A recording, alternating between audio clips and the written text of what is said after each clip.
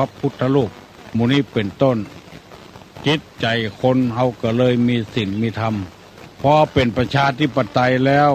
มีความเป็นใหญ่ในตัวไปตัวมันแล้วก็ห่างไปเขินไปอย่างดอยสุเทพนี่เจ้าบ้านเจ้าเมืองขึ้นไปไหว้ไปสาเป็นปีก็ทำให้คนเคารพสักการะบูชาดอยสุเทพเต้าบเดียวเพราะเจ้าบ้านเจ้าเมืองเป็นผู้นำไปดังนี้เป็นต้นตุลงได้นำเอากรรมเก่ามาเสนอให้พี่น้องทั้งหลายถ้าจะเป็นซ้ำซากพ้องก็บ่เป็นอย่างเพื่อคนที่บ่เคยฟังก็จะได้ฟังกรรมโบราณเปิ้นว่าฮื้อเฮาฟังฮื้อเฮาสืบฮื้อเฮาแตนไว้เพื่อจะได้เป็นคติเตือนอกเตือนใจเปิ้นว่าไว้มีกรรมอยู่กรรมหนึ่งว่าหมาเห่าตัวก้นจ้างอันนี้กรรมบ่เก่าเปิ้นว่าไว้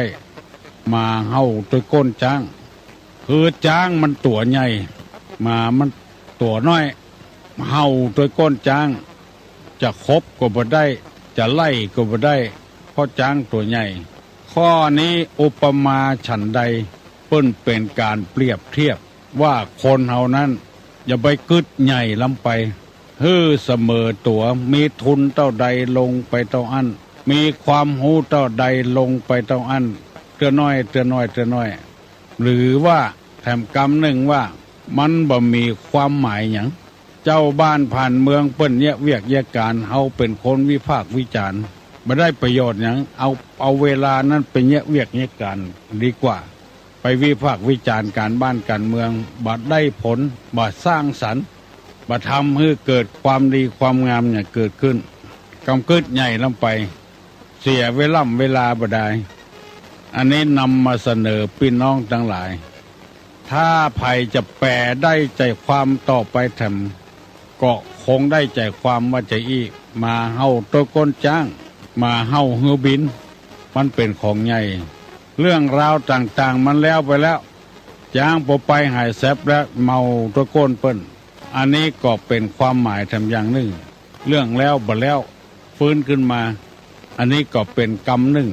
มาเฮาตัวก้นจ้างเอาแล้วพี่น้องทั้งหลายเมื่อตะวาตุลุงได้นำเอากรรมที่ว่าเฮาได้ฟังธรรมถึงวัน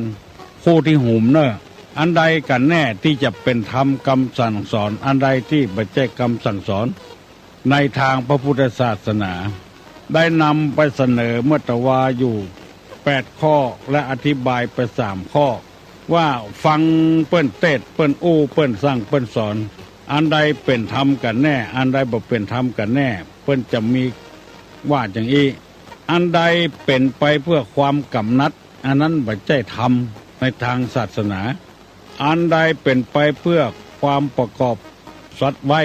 อันนั้นบ่ใช่ธรรมศาสนาคืออยากมีอยากเป็นอยากกินอยู่ในภพต่างๆอันใดเป็นไปเพื่อความสั่งสมกิเลสให้หนักขึ้นอันนั้นบ่ใช่คำสอนศาสนาคำสอนพระพุทธศาสนานั้น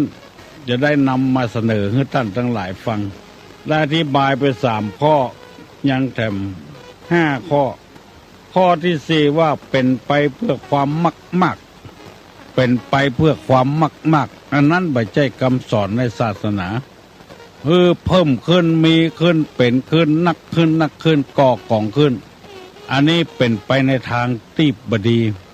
อันทำกุศลเกิดขึ้นอันนั้นบ่เป็นหยังอันนั้นเป็นคำสอนพระศาสดาอันเป็นไปเพื่อจะก่อทะเลาะวิวาทกันรู้แย่งกัน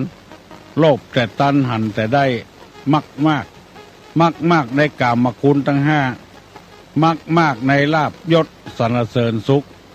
เพิ่มพูนขึ้นไปติ๊กเพื่อหวังผลประโยชน์แก่ตัวเองและพวกพ้องในธรรมพระพุทธศาสนาบ่ได้สอนให้เป็นคนมากให้เป็นคนสันโดษจะได้อธิบายในวันต่อไป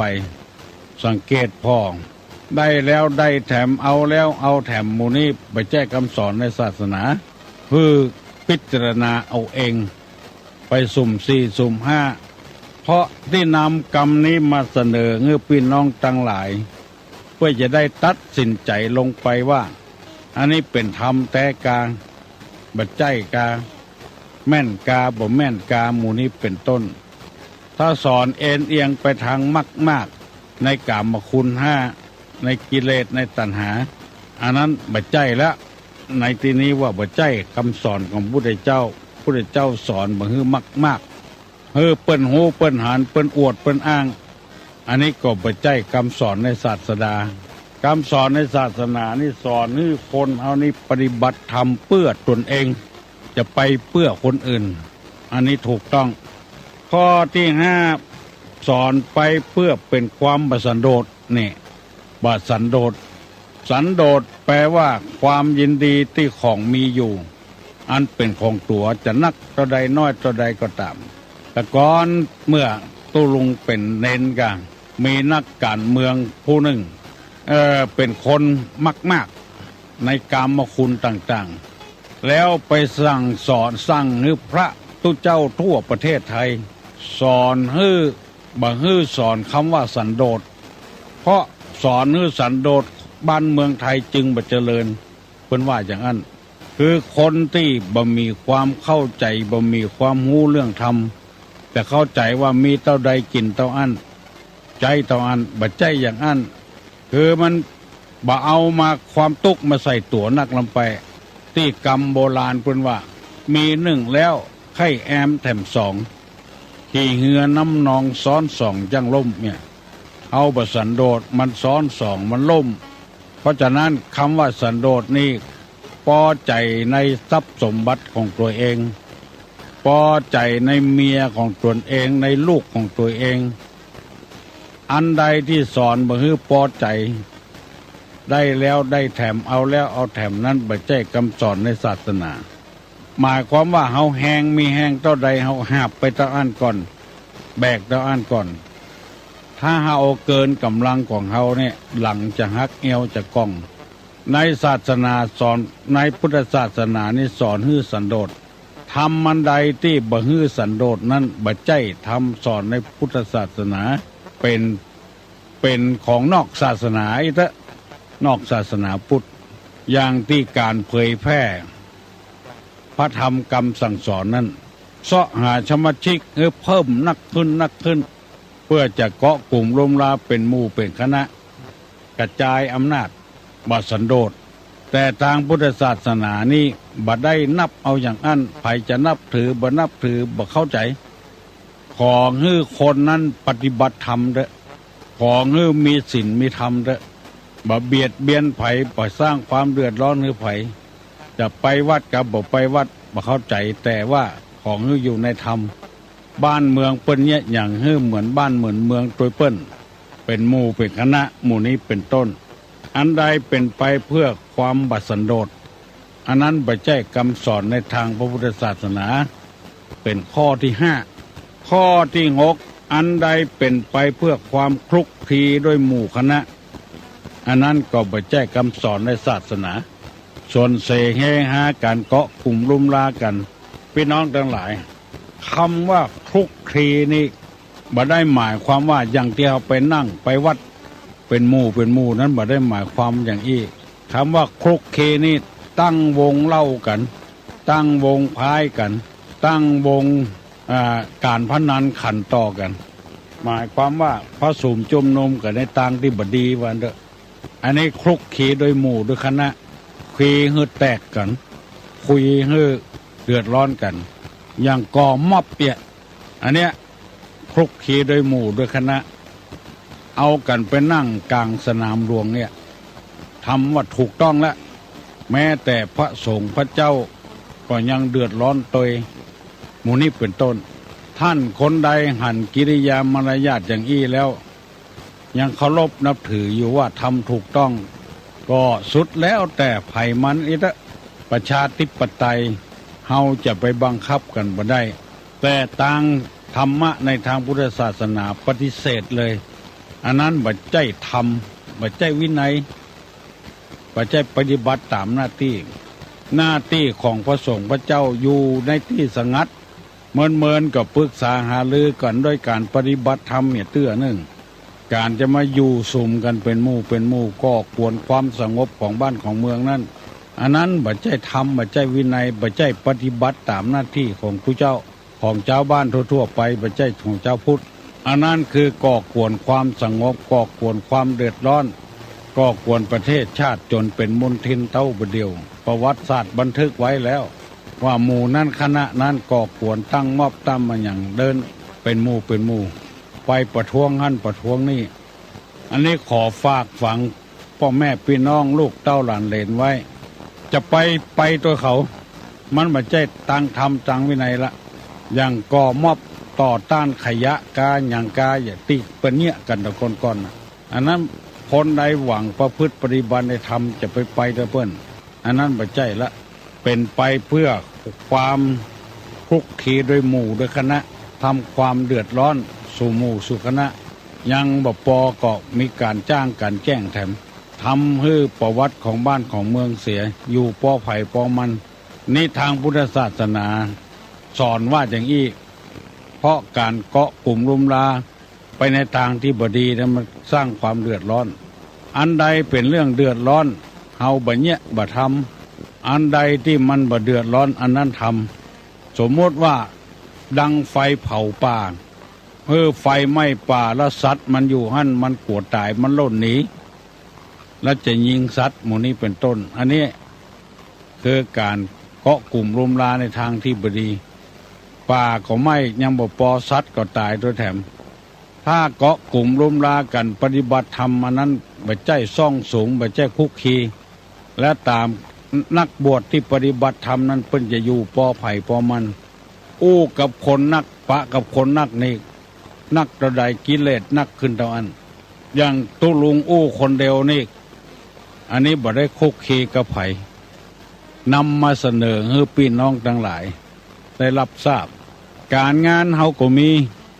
ผ้าแจ้ไว้หั่นยังบ่ได้ซักเรื่องถ้วยแจ้หั่นก็ยังบ่ได้ล้างเรื่องเป็นตู้เป็นตังเป็นหน้าตากเป็นกระจกเป็นบ้านจองยังบ่ได้ถูบ่ได้เจ็ดบ่ได้กวาดเตื้อบัดเนี้ยบ่ทำไปนั่งสุ่มจุ่มนุมกันอันนั้นบ่ถูกต้องตามธรรมแล้วทำการทำงานของไผของมันปะกันนักต่อใดกิเลสนักต่ออันจะเล่าควันเปิ้นพ่องจะติจะเตียนเปิ้นพ่องอันดีๆนี่บ่นำมาอู้ตังบ่ดีเพราะฉะนั้นไผ่ผู้ที่ได้ฟังกรรมอย่างอี้แล้วพึงหูว่าอันใดคลุกคลีด้วยหมู่คณะเนี่ยบ่ใจธรรมบ่ใจวินัยของพระพุทธศาสนาเกาะกลุ่มรุมลากันในทางที่บดีข้อที่7เป็นไปเพื่อความเกียจคร้านอันใดสอนให้คนขี้ค้านอันนั้นบ่ใจธรรมศาสนาพุทธศาสนาสอนให้คนมั่นขยันมีพุทธภาษิตรับรองว่าวิริเยนะทุกขมัจเจติ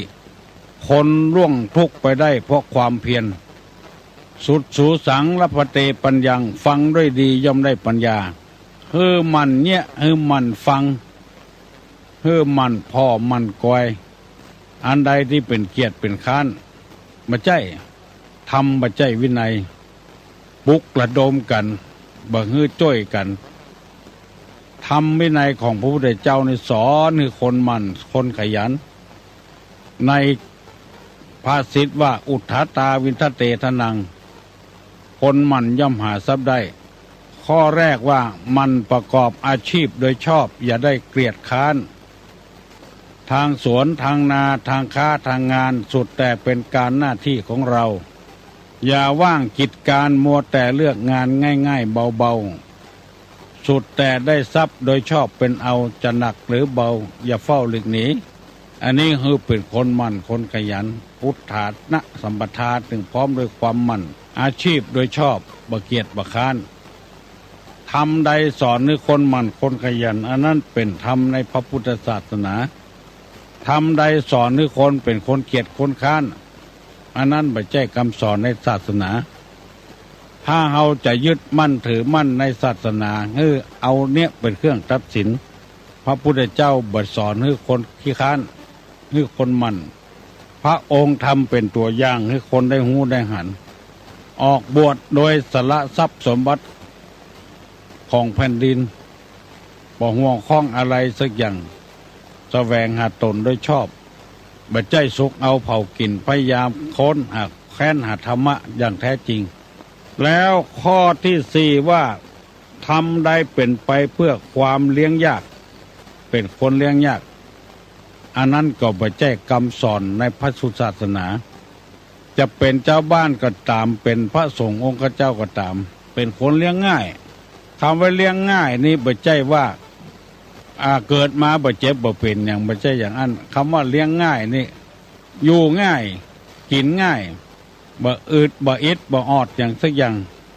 ได้อันใดกินอันนั้นใจอันนั้นคือมันแล้วคาบเรียวมือไปอย่าง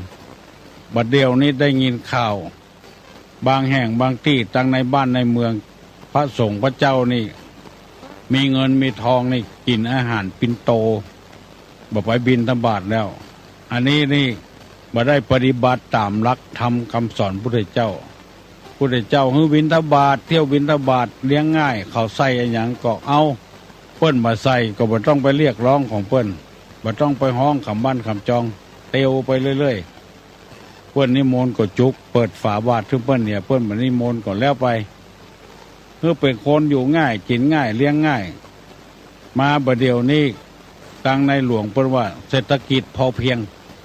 พออยู่พอกินไปแล้วบ่ต้องเอาให้เอานาอย่างมีที่บ้านที่จองอย่างกูจังหวัดมีโฉนดเป็นตู้มาจำเป็นสักหน่อยคนที่บ่มีก็มีอยู่แล้วคนที่มีก็นักใบนักบอดหมู่นี้มันบ่เฉลี่ยกันสันติภาพจึงบ่เกิดขึ้นเพราะฉะนั้นเตนะวุตตังเหตุดังอันตุลุงจึงนำมาเสนอให้พี่น้องทั้งหลายเปิ้นสอนกันที่ไหนฟังให้ก่อนว่าอันใดถูกอันใดบ่ถูกทำอันใดเป็นไปเพื่อความกำหนัดเป็นไปเพื่อความประกอบสัตว์ในภพเป็นไปเพื่อความสั่งสมกิเลสเป็นไปเพื่อความมากเป็นไปเพื่อความไม่สันโดษเป็นไปเพื่อความคุกคีโดยหมู่คณะเป็นไปเพื่อความเกียจคร้านเป็นไปเพื่อความเลี้ยงยากอันนั้นถ้าได้ฟังถึง7-8อย่างนี้แล้วฮือพึงฮือหูว่าอันนั้นบ่ใช่คำสอนในทางพระพุทธศาสนาบ่ใช่แท้ๆแล้วถ้าปฏิบัติไปหลงไปก็จะเดือดร้อนบางทีมันมีหนังสือพิมพ์ก็ลงวิทยุก็ลงเอาเงินไทยไปแปลงเงินฝรั่งเงินดอลลาร์เก็บเอาสตางค์ชาวบ้านเอาไปแปลงเงินดอลลาร์มันแปลงขึ้นแถมเนี่ยอันเนี้ยเป็นไปเพื่อความสะสมกิเลสเป็นไปเพื่อความมากเอาเข้าเขินไปเหียเป็นตัวเจ้าอยู่แต่ไปเนี่ยอย่างอันเขินไปเหียเลยได้ซิกได้หาลาเพศไปเหียชื่อเสียงบ่โด่งดังไปแล้วอันใดที่จะเสียเงินเสียทองนักหนาป้าป้านกันไปอันนั้นพอสุดแล้วแต่พอออกไม่ออกสถาตายกจะพิจารณาเอาเองแต่ที่ตุลุงนำมาเสนอนี่เพื่อบื้อเฮาพังพลาดบื้อผิดบื้อเผลอไปในทางนั้นถ้าเอาผิดเอาเผลอไปทางนั้นก็ชื่อว่าทำมือคนนั้นเสียคนทำมือคนนั้นผิดศีลผิดธรรมอันใดที่เพิ่นสอนว่าบ่มีความกำนัดยินดีอันนั้นนะคือทำคำสอนเป็นไปเพื่อความพรากสัตว์ออกคือหมายความว่าบ่หวังในภพในชาติอย่างต่างๆอันนั้นคือทำดีเพื่อตนเองเพื่อความดีถ้าเอาหวังอย่างอันอยู่ในหวังคนอื่นทำดีแล้วบ่ได้ดีก็เดือดกันวุ่นวายเลยแบบเนี้ยอย่างสักอย่างสร้างคุณงามความดีมาจัดนักแล้วเมื่อลูนมาคายไปอย่างไปฟังกรรมหันฟังกรรมนี้เลยบอกไปวัดบอกไปว่าไปอย่างหมู่นี้เป็นต้นอันใดที่ยังหวังยังอยู่ก็บ่ใช่คำสอนหวังให้ตัวเป็นคนดีอันนั้นถูกต้องหวังจะให้คนอื่นสรรเสริญยกย่องยกยอนะบ่ต้องไปหวังมันเป็นไปบ่ได้โบราณว่าน้ำคว่ำบ่เต็มไหมันคว่ำไปแล้วจะเอาปิ๊กมาใส่แถมนึ่งบ่เต็มไหละทำดีเพื่อตัวเองดีกว่า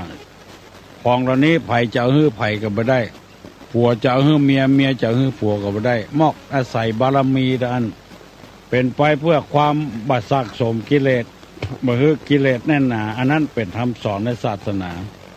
สอนฮื้อมักน้อยฮื้อสันโดษอันนี้เป็นคำสอนในศาสนาเป็นไปเพื่อความมักน้อยเป็นไปเพื่อความสันโดษเป็นไปเพื่อความสงัดสงบ บ่เอ้ยสาวเป็นไปเพื่อความภาคเพียรบ่ขี้ค้านเป็นไปเพื่อความเลี้ยงง่ายอันนี้เป็นธรรมเป็นวินัยในทางศาสนาบัดใจว่านำไปเสนออย่างเดียวบ่มีข้อแก้ข้อแก้นี่คือสร้างสรรค์เมื่อมันดีขึ้นทำในทางพระพุทธศาสนาสอนที่แล้วเฮือตั้นผู้ฟังทั้งหลายพิจารณาเอาว่าอันใดมันถูกอันใดมันไม่ถูกแล้วเขาจะได้ปฏิบัติให้มันถูกต้องบางเตื้อโดยไปเสียผู้เสียคนไปก็มีเอาละพี่น้องทั้งหลายทุลุงได้นำธรรมะอันเป็นแก่นเป็นสารมาเสนอให้ท่านทั้งหลายได้ฟังครึ่งชั่วโมงป่ายละไผ่ที่ฟังเพลินไปยังหมดลูกก็ลูกกันลุกจากที่นอนทำการทำงานตะวันพอออกเพลอละประเดี๋ยวนี้มันแจ้งเวยนานค่ำยามนี้นะนอนกำเดียวก็แจ้งไว้เห็นละยิ่งคนเท่าสมัยบอกให้รับง่ายๆเพื่อรับได้ยีบเดียวก็แจ้งไว้เห็นแล้ววันที่10/9วันที่30ที่วัดแสนฝางเปิ้นจะทำสะเดาะเคราะห์ถ้าไผ่ไปบ่ได้เอาผ้าเอาครัวไปไว้ให้เปิ้นเมื่อวันที่29เปิ้นจะสะเดาะเคราะห์แล้ววันที่30เปิ้นจะสืบชะตาราศีตึงคนตึงอย่างเหมือนกับเปิ้นทำกันทั่วๆไปและขอแจ้งให้พ่อแม่พี่น้องทั้งหลายได้รับทราบใครจะไปร่วมบุญร่วมกุศลบ่มีหยังไปก็ได้เอาตั๋วไปก็ได้สักการะบูชาโดยเปิ้นจะได้ทำบุญสะเดาะเคราะห์สะเดาะภัยอันใหญ่แล้วก็เวลานี้สามเณรบวชฤดูร้อนตำบลดอนแก้วได้ย้ายไปที่วัดปิยารามละไผ่ไข่ไปเลี้ยงเนนน้อยตู้เจ้าที่บวชฤดูร้อนให้ทำบุญทำทานก็เจิญไปห่วมไปหามและเป่าเตือนให้พี่น้องทั้งหลายได้รับทราบว่าเพิ่นจะไปบิณฑบาตตอนเจ้าวันนี้เจ้าวันพุธหลังจากนั้นก็ย้ายล่องไปประกาศให้ท่านทั้งหลายได้รับทราบสร้างบุญสร้างกุศลร่วมกันตัวเจ้าพนายก็เอาลูกเอาหลานไปเลี้ยงบ่ฮื้อไปตกต้นไม้บ่ฮื้อตกน้ำเพราะว่าช่วยเหลือพี่น้องทั้งหลายวันนี้จะถามว่าถามปัญหานะไผได้ตอบตุลุงไผยังมาลูกเห็นจะถามว่าข้างนอกสุขใสข้างในเป็นโพรงคืออะไรข้างนอกสุขใสข้างในเป็นโพรงคืออะไร1221058โวยตะฮัลโหลไปสาเจ้าตุลุงเจ้ามาลาดอนตันมาแล้วเจ้าเก่าแต่ว่าน้องไปเอาบ้านพี่กตาม่วนกะดีแต่ญาติธรรมเนาะเอาอาการม่วนดีแท้ตอบปัญหาตุลุงกะปัญหาตุลุงอ้อถ้าเราสงสัยข้างในเป็นตรง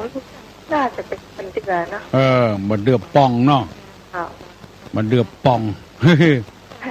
ก็นั้นเป็นใจดีนะตะลุงใจดีมากเลย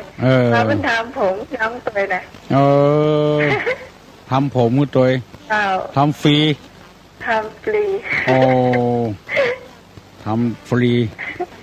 ดิแตะเพราะญาติทำแตะเพื่อนใจดีอาจจะฮักน้องเหมือนน้องสาวแต่ต้องขอบคุณไว้เนาะเจ้าขอบคุณฟังอยู่ฟังวันนี้ฟังตุลุงเหรอชัดเจนดีเนาะสวัสดีเจ้าบุญรักษาดีใจผู้ที่ฟังรายการตุลุงหูจักมักคุ้นกันมีความเป็นพี่เป็นน้องกันแต่ว่าพี่หนานแดงก็โทรมาบอกว่าเสียใจวันที่13นัดไว้ว่าจะมาหาตุลุงน้ำนักลำไปน้องนัดพิสมัยเลยบอกได้มาสกรรมขัวพิสมัยโคตรความจริงบอกโคตรมันเป็นอย่างอันแต่คนเฮามันเมื่อมันจำเป็นก็จำเป็นเมื่อบ่จำเป็นก็บ่จำเป็นนอกสุขใสในเป็นโพรงเป็นมะเดื่อป่องมะเดื่อที่เพิ่นเอามัดเสามงคลนั้นเป็นมะเดื่อเกี้ยงอันนี้เป็นมะเดื่อป่องนอกงามในบ่งามอันนี้อุปมาเหมือนกับคนที่ เลื่อมปลายปีกเป็นว่าเลื่อมปลายปีกหรือว่ากำอู้กำปากเหมือนผีสอนที่นอนเหมือนห้างแห้งหมู่นี้เป็นต้นเหมือนกับบเดือนะตั้งนอกเสียเสียเสียที่โบราณว่าเสียเสียเสียเข้าเปียติดกล่องตุกยกเข้าสุกเต็มกล่องหมอที่เสียเสียเสียนั่นพอตอใดลองเข้าบ่มีเข้าอัลโหลกับนมัสการตะลุงแล้วนี่ลืมบอกเอาแพร่ไปไหว้ห้าน่ะลืมบอกเพื่อนตะลุงอ่ะบอกคือที่เปิดนั่นอย่างก็ที่เปิดอันนี้ค่ะน่ะที่ไหนฮั่นออกกระแสน่ะแต่หมดแล้วถุงอ่ะเขาเก็บไว้แล้วไปละได้แล้วเพื่อนเอาไปหลายหมู่ละยินดีเนี่ยเพื่อเอาไปหลายหมู่ละเอาไปบนดอยบุญไปบนดอยบุญเจ้านี่ยินดีเนอะถ่ายว่านั่นได้โทรเพื่อนตั้งไก่โทรหาตุลุงเนาะน่ากะอยู่ใกล้กันเนาะอยู่ใกล้กัน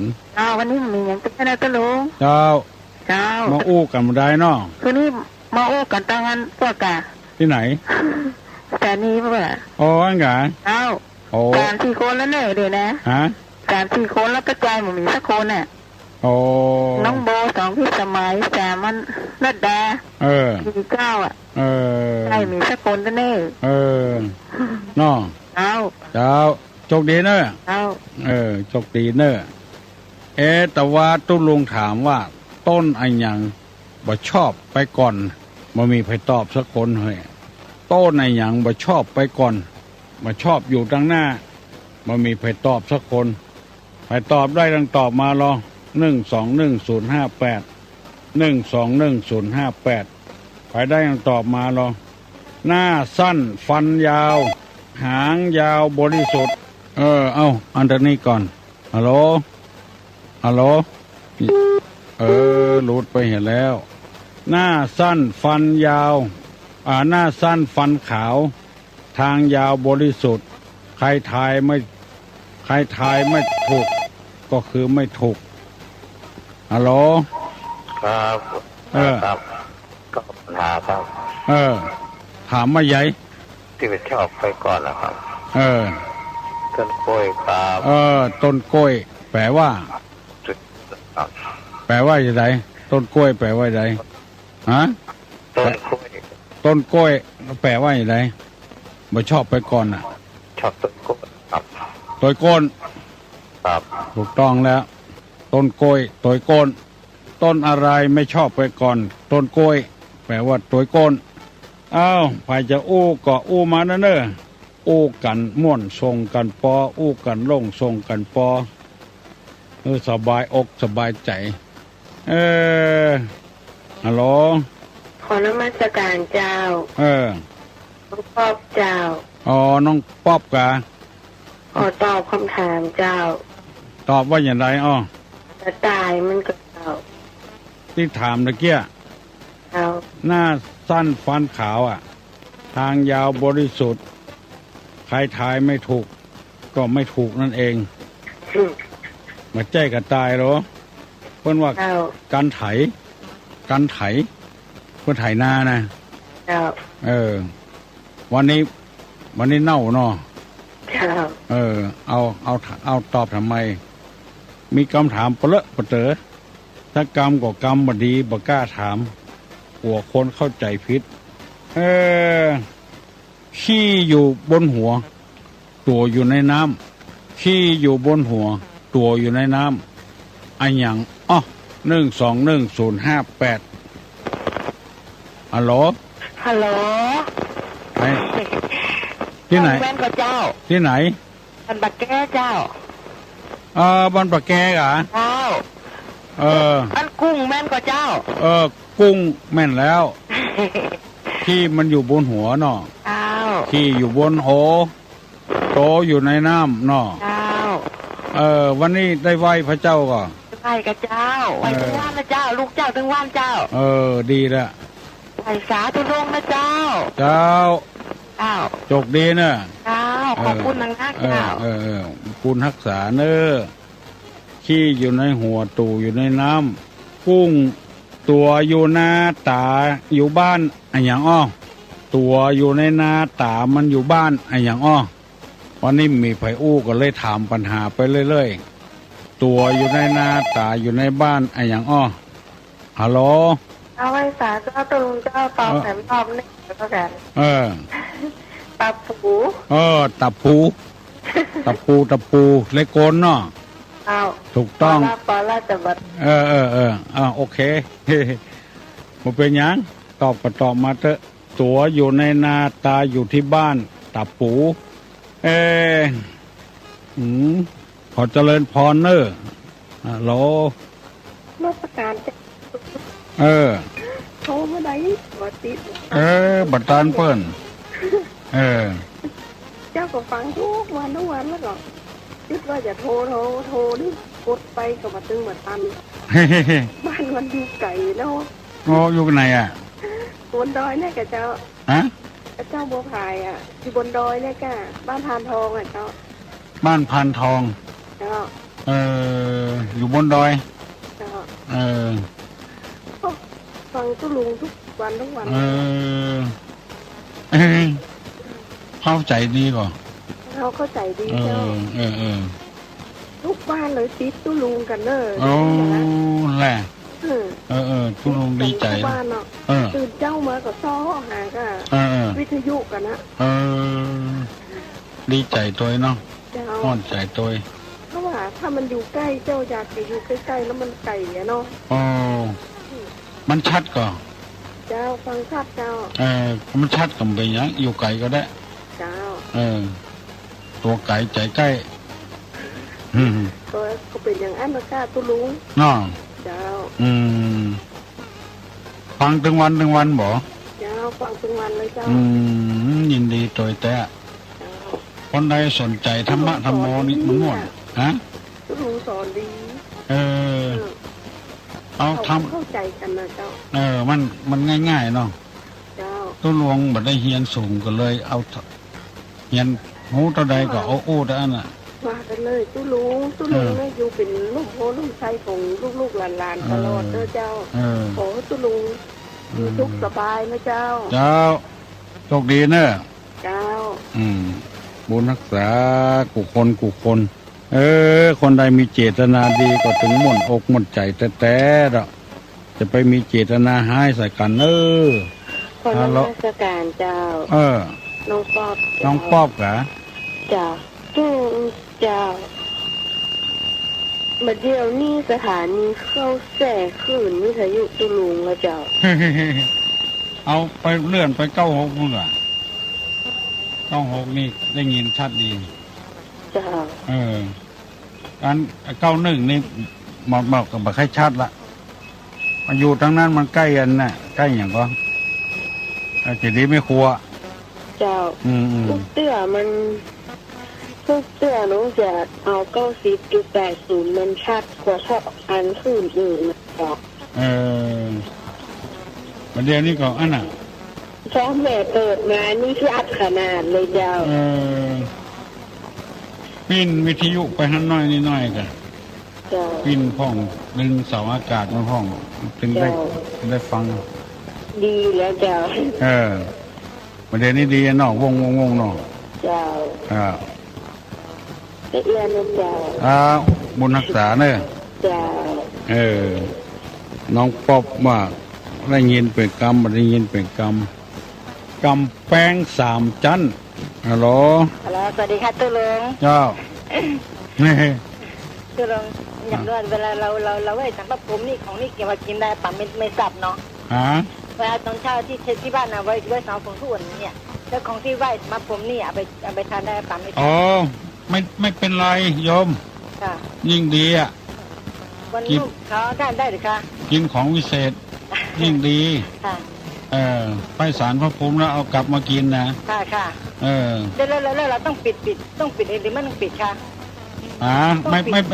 ปิดเปิดทิ้งเราไว้สัก5 นาที10 นาทีปิดไม่ได้พระภูมิจะไม่ได้กินเปิดแล้วไว้ค่ะคงจริงเขาถืออันนี้ทำทุกวันเลยค่ะเคยไปวัดตู้ลุงข้างหนึ่งนะได้จำไม่ได้ไงทำน้องสาววัดเนี่ยเราเคยไปนะตู้ลุงวันที่ตู้จะไปที่ไหนคะวันนี้ ก็ไปอบรมเน้นบวชใหม่ อ๋อ อันคนจีนเขาว่าไหว้พระเสียเป่าไหว้เจ้าอะไรจริงเนี่ย ต้องถ้าไหว้ต้องไหว้กี่หรอกคะ ฮะ ต้องไหว้กี่หรอกคะ ไหว้กี่ดอก ค่ะ ทูบเหรอ ค่ะทูบค่ะ ตามปกติที่ได้ยินมาก็ดอกเดียวอ่ะ สมบูรณ์เลยคะค่ะ ดอกเดียว ค่ะ ถ้าไหว้พระอินทร์พระพรหมก็9 ดอก ไหว้เจ้าที่เจ้าทางดอกเดียว อ๋อเจ้าที่เจ้าทางดอกเดียวคนชอบจะไหว้หน้าบ้านแล้วก็ไหว้สามปุ่นตั้ง2 ที่เอาถ้าไหว้ที่หน้าบ้านนี่ดอกเดียวเลยค่ะ ดอกเดียว อ๋อ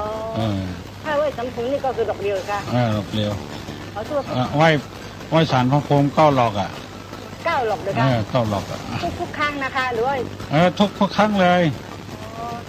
เพราะท่านตั้งอยู่สูง ท่านจะได้ก้าวหน้าเจริญรุ่งเรือง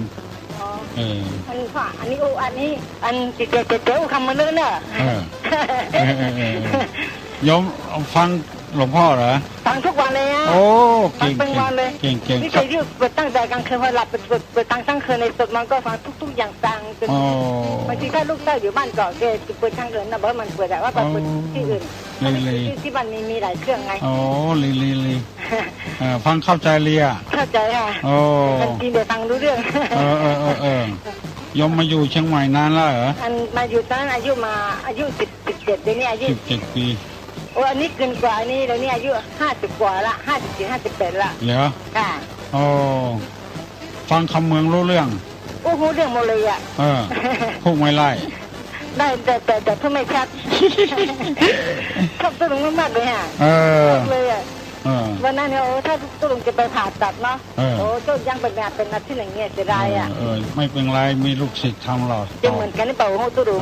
จะอย่างเดียวกันก็ฮะจะพยายามให้เหมือนเนาะพยายามไม่เดินนะเพราะตุ้งนั้นถ้าที่ว่าต้องไหว้9 หลอกเลยค่ะ9 หลอกอ๋อถ้าไหว้เจ้าที่ในประตูบ้านนะหลอกแล้วท่านเราก็ไม่รู้หรอกก็ว่า5 หลอกเนี่ยต้อง9 หลอกเนาะ9 หลอกของที่ไว้เนี่ยอันนั้นไม่ต้องปิดมันใช่ไหมคะไม่ต้องปิดนะปล่อยทิ้งไว้อ๋อเหรอคะค่ะตุ้ลุงเนี่ยครับโชคดีนะจ้าโชคดีได้ลูกศิษย์เป็นคนไทยจีนดีใจบุญเท่าฮัลโหลไว้สาเต่าตุลุงไว้สาเต่าใส่ถามว่าอะไรอย่างเงี้ยพระแล้วก็เป็นเอาลูกจ้างไปไว้ตัวจะดีกับเต่าเอาไว้หิ้งพระแหละลูกจ้างเอาไว้ด้วยกันเนี่ยเอาไว้เอาพระขึ้นสูงอย่างน้อยเนาะแล้วเอาจ้างไว้ต่ำหน่อยได้กะดีกะจ้างอย่างจ้างไม้จ้างไม้จ้างตัวเปิ้งอย่างเปิ้งจ้างอย่างเส้นเต่ามันปึ้งจ้างปึ้งหมูอย่างนั้นน่ะเป็นตัวเปิ้งของเปิ้งดีกันยกมาสูงตัวเปิ้งนะเขารบนับถือวันเนอะเต่ามันเป็นยังนับถ้าบอกกินจิ้นจ้างบอกกินจิ้นหมูได้ก็ได้ดีเท่านั้นน่ะตู้ลงเพิ่งมาปีนี้แปลงมาตุ๊กตา100 ปลายตาลทุกเจ้าตัวเพิ่งเนาะเจ้าก็เพิ่งมาแล้วฮะเจ้าก็เพิ่งมาแล้วเพิ่งมาดีเลยมันกินหมาเนี่ยแล้วอันเดียวก็ซื้อใหม่อยู่อันจีนมันจะมาขายดีลำลึกอันยังจีนอันอย่างนั้นพวกขายจีนกันนะคนขายคนกินน้ำไหมันขับบาปนะเอาไปยังเอาไปว่าอย่างไรบ่ดับผมได้อ่ะเนาะมันขายเวลามีการมีงานมีทำบุญใหญ่ๆนี่ก็อะไรอย่างเงี้ยแต่มันไม่จริงมันนั่นแล้วเนาะไม่เนาะเจ้าก็ว่ามันบาปกรรมนี่ไปตกที่ไผ่เนี่ยนะอันเพิ่นว่าอย่างก็บ่มีอย่างคนดีบ่ได้ห่อนึ่งอ่ะคนให้บ่มีคนดีบ่ได้ห่อนึ่งเนี่ยมันจึงมีถึงให้ศูนย์กันห้างกันเข้ามันก็เข้าเปิกมันก็รีบพองเต่งพอง แก่ไปเนาะมันชนกันไปชนกันมาไปแก่ไปเนาะโอ้โยมนี่ฟังตุลุงอ่ะเจ้าฟังตุว่าเจ้าบ้านอยู่ไกลนะไกลก็อยู่บันทีเจ้าโอ้บันทีปุ่นเคยมากับตุลุงเคยโอ้ไปแกบันทีไปวันตะกอนนี่ไปเตะลงแต่ว่าตุลุงไม่ลิงตุลุงทองนี่ของหูหมดอ่ะก็มาตุลุงทองเขาต้องไปฟังกันขนาดเนาะไปแต่ก่อนไปบันทีเจ้าโมนเนาะบันทีมันเดียวเจ้ามันแปลงตู้แปลงตังกันขายเนาะเจ้าเป็นตู้เป็นตังนะแปลงตู้แปลงตังกันขาย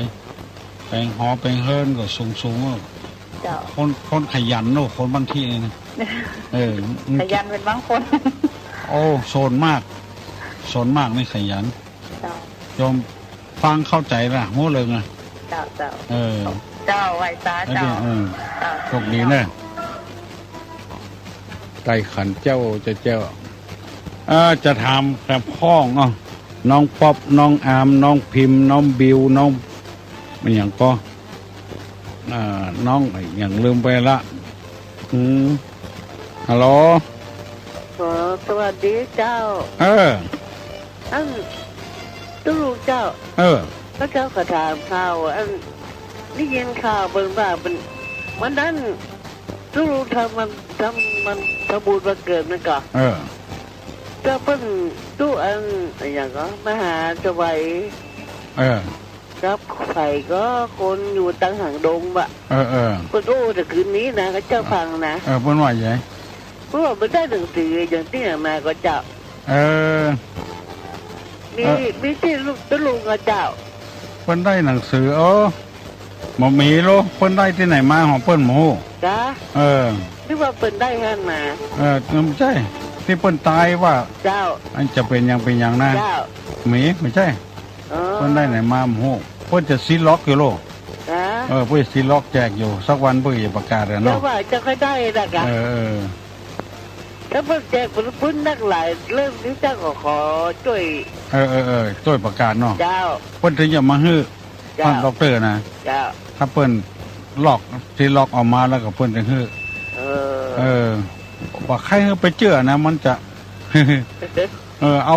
อย่างที่ตุลงมาเนี่ยเชื่อบอกกับเจ้ามันก็มีมาแต่งก็โลกก็น่ากะบอกใครมันสนใจนักนำไปใจบดีบ้านเมืองจะเป็นจะอั้นอย่างคำสอนของที่ตุลงอ่านมาตะกี้กับว่ามาตะกี้นะกะอันใดเป็นปันเพื่อความกำนัดย่อมใจเป็นไปเพื่อความพุกคีด้วยหมู่คณะทำฮือแตกฮือตื่นมันใจคำสอนฟังคำสอนผู้ใดเจ้าดีกว่าตายเหตุการณ์เนี่ยอันมันก็ตายได้อ่ะมันตายดีพ่องให้พ่องนอกดีพ่องให้พ่องเดี๋ยวที่จะแน่ก็แน่พ่องที่เหมือนแน่ก็มีมันก็มีมันก็มีได้เงินมาหมดน่ะตู้ลุงฟังมาทุกคืนเลยเจ้าตู้ลุงบ่ได้สนใจมันเรื่องมันนี่นะไปได้หุ่นที่ใดหุ่นมาบูสบายบ่ได้ไม่ออกไม่ออกนั่นเป็นคนได้เพื่อจะส่งขึ้นมหาสวัยสวัยเพื่อจะซีล็อกออกมาเจ้าถ้าได้อีหนอเจ้าก็ได้เหมือนกันเจ้าเพื่อนถ้าจะได้ยินละพี่เลยเจ้าขอนวัตการเจ้าโอ้บุญรักษาเนอเจ้ายินดีกับพี่กับน้องทั้งหลายฮัลโหล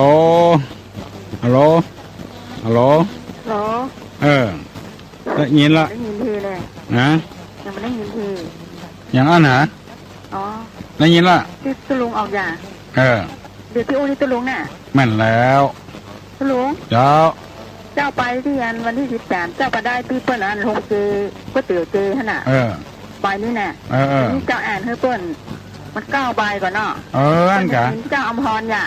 อมพรกะเจ้ามันมี9 ใบที่เปิ้ลทำนานี่แน่มันปะปูน่ะกระสแปะน่ะกะอันกะที่ได้ลึกที่เพนหินนั่นน่ะไปได้ที่วัดตุลุงเหรอเจ้าเปิ้ลทำมันนี่คือตุลุงอย่าเปิ้ลเจ้าไปกินเจให้กะตุลุงยังไม่ได้สักอย่างถ้าเจ้าไปเจ้าไปทอดเจกินหรอเจ้าดร.มหาสมัยก็ได้เปิ้ลไม่ได้อ่านเตี้ยเปิ้ลจะซีล็อกอยู่เนาะคืนนี้เจ้าอ่านไม่ได้ติดใจเนาะน่ากะแม่ออกเฮือนแทนสยมพูอย่าอันกะไม่ได้ติดใจก็จะฟังอยู่ฮะเนี่ย ถ่ายเอกสารมาให้ตุรุงสบายหรอตัดแล้วเนี่ยมาออกวิทยุหรอฮะมาออกวิทยุมาออกอ่ะฮะตัดแล้วตัดแล้ว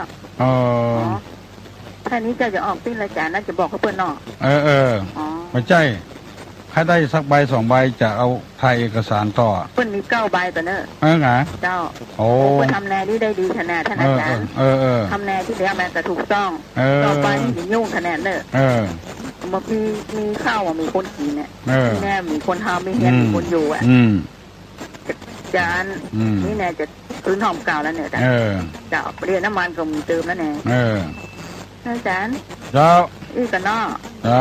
เจ้ายินดีขออนุโมทนากับพี่น้องทั้งหลายเอาละเนาะมัน7 โมงไปละตามเวลาเพื่อนจะได้ถ่ายทอดสถานีวิทยุต่างๆขอให้มีความสุขความเจริญเนอะอายุมั่นขวัญยืนหิมาก็ขึ้นมีโชคมีลาภผู้คนเนอะยกมือไหวเนอะจะปอนสัปปีติโยวัจจันตุสัพพโรโควินัสสตุมาเตภวะตนตะราโยสุขีติคาโยโกภวะอภิวาทานะสีลิสานิจังวุธาปัจจายโนจัตตาโลธรรมาวัฏันติอายุวันโนสุขังพลัง